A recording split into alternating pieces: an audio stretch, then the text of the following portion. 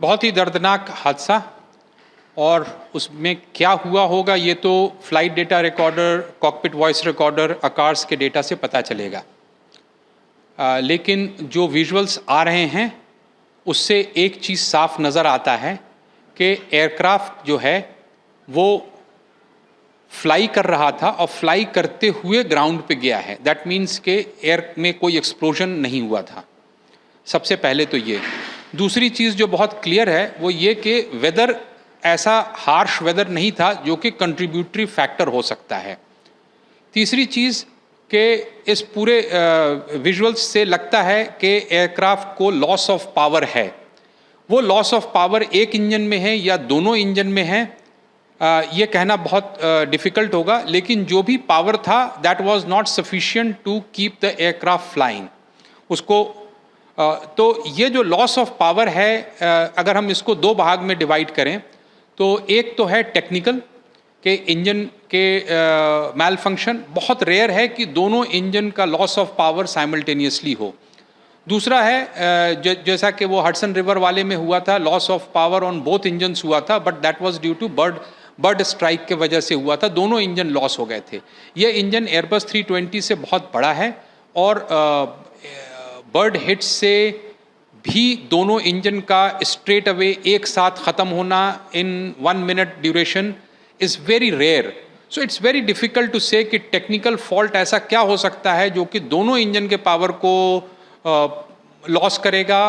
क्या इतने बड़े बर्ड एक्टिविटी वहाँ पर थे?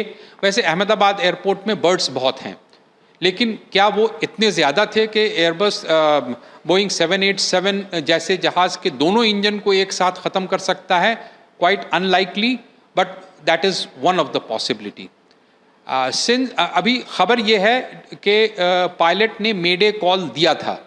इसका मतलब ये है कि जो भी फेलियर था वो पायलट के कॉकपिट में दिखा था। अगर वो दिखा था दैट मीन्स कि वो टेक्निकली उसमें वो फॉल्ट नज़र आया और उसको ये लोग कॉम्बैट करते हुए एयरबॉर्न हुए।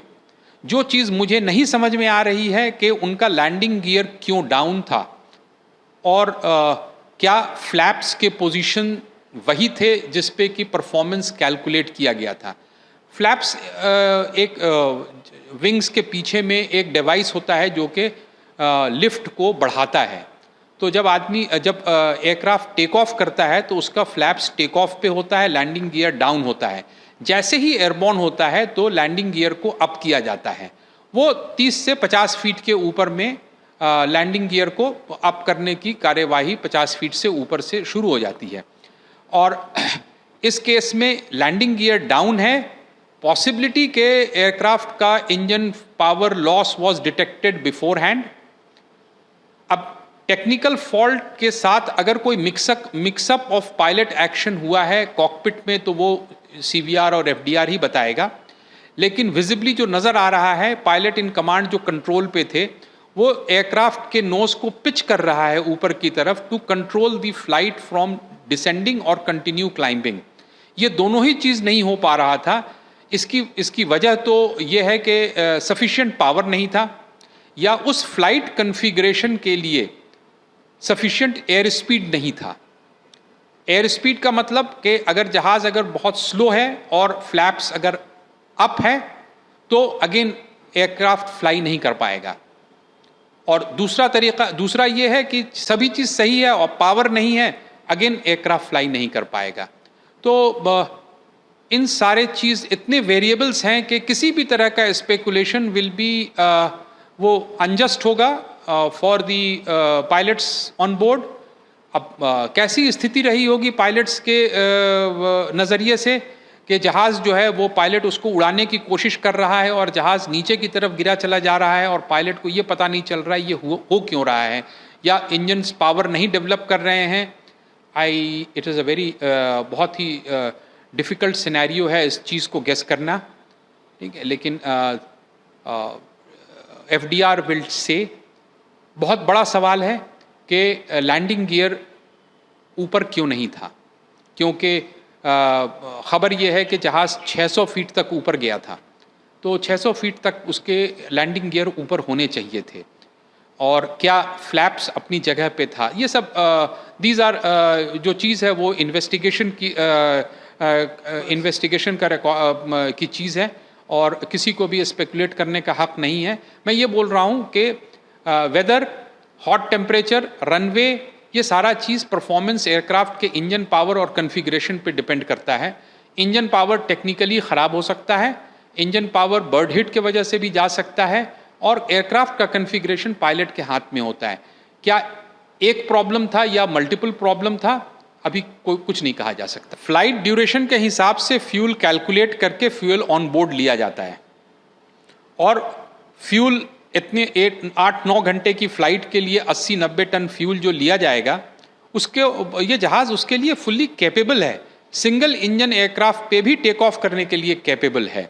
यहाँ पे मल्टीपल प्रॉब्लम्स हुए होंगे, सिर्फ एक इंजन के फेल होने से 787 या 737 या एयरबस 320 या कोई भी पैसेंजर एयरक्राफ्ट क्रैश नहीं करता है।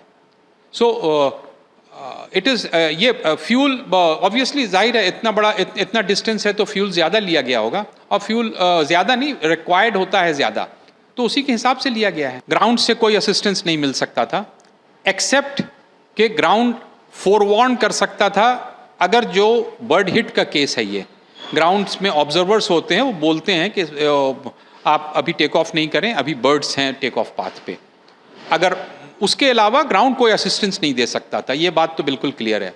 दूसरी चीज़, पायलट से चूक हुई थी या नहीं हुई थी, it is very difficult to say and it will be wrong to say at this time. Number 3, power failure था या एयरक्राफ्ट कन्फिग्रेशन मिसमैच था, very difficult to say. FDR बोल सकता है। डेफिनेटली वेदर कंट्रीब्यूटरी फैक्टर नहीं था। हाँ, hot temperature होने के वजह से परफॉर्मेंस थोड़ा डिग्रेड होता है, but they all cater for it. It is not, ये ऐसी चीज़ नहीं है जिसके वजह से एक्सीडेंट हो जाता है। तो ना फ्यूल, ना एयरक्राफ्ट, ना टेक्नोलॉजी, एवरीथिंग इज़ गुड। ये वेदर भी सही था, तो काफ़ी बैफलिंग है कि लॉस ऑफ पावर था and aircraft, why aircraft was not able to maintain a climbing path. मेरे याद से इससे बड़ी दुर्घटना ऑन टेक ऑफ लेग और कोई दूसरा तो है नहीं। और एयरबस, ये बोइंग 787 के लिए भी ये सबसे बड़ी दुर्घटना है और ऑब्वियसली ये टेक ऑफ के बाद हुआ है, तो ज़मीन पर भी बहुत सारे लोगों का जान माल गया है। तो मेरे हिसाब से इससे दुखद और इससे बड़ी घटना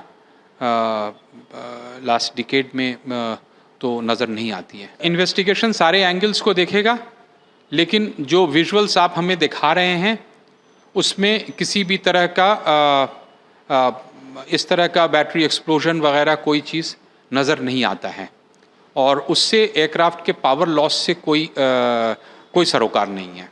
एक तो ये टेक्नोलॉजिकली एयरक्राफ्ट बहुत प्रोवन है, पायलट्स ट्रेंड हैं, लेकिन उसके बावजूद पार्ट ऑफ द गेम है कि इस पर्टिकुलर एविएशन में कुछ चीज़ें होती हैं जो कि ह्यूमैनिटी पहली बार देखता है और फिर उसके बचाव में चीज़ें की जाती हैं।